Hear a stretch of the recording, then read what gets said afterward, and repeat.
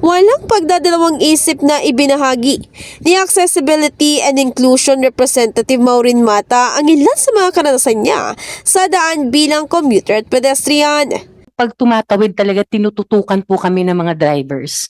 Kasi alam, kahit po gaano ka-traffic, mismo yung pedestrian lane po, nakasampa na po yung mga sasakyan na hindi naman po dapat. Tapos pangalawa, alam na nga po nilang dahil may kapangyarihan po ang kamay, di po ba?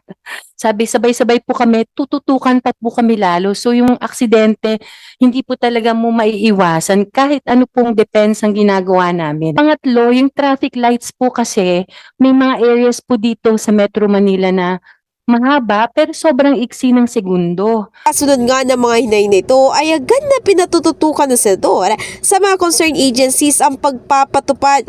Katulad ng ngalan ng paglalagay ng humps sa mga pedestrian lanes na walang traffic lights.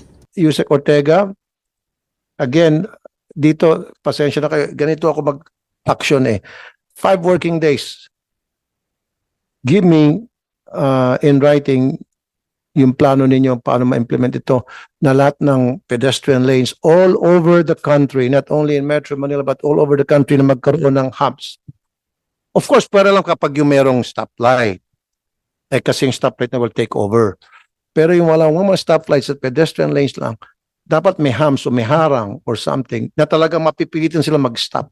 Dagdag pa niya, dapat ding taasan ng mga multa na ipapataw sa mga individual na lalabag dito. Sa pamamagitan nito, umaasa ang senador na magiging mas protektado ang buhay ng mga commuter at pedestrians.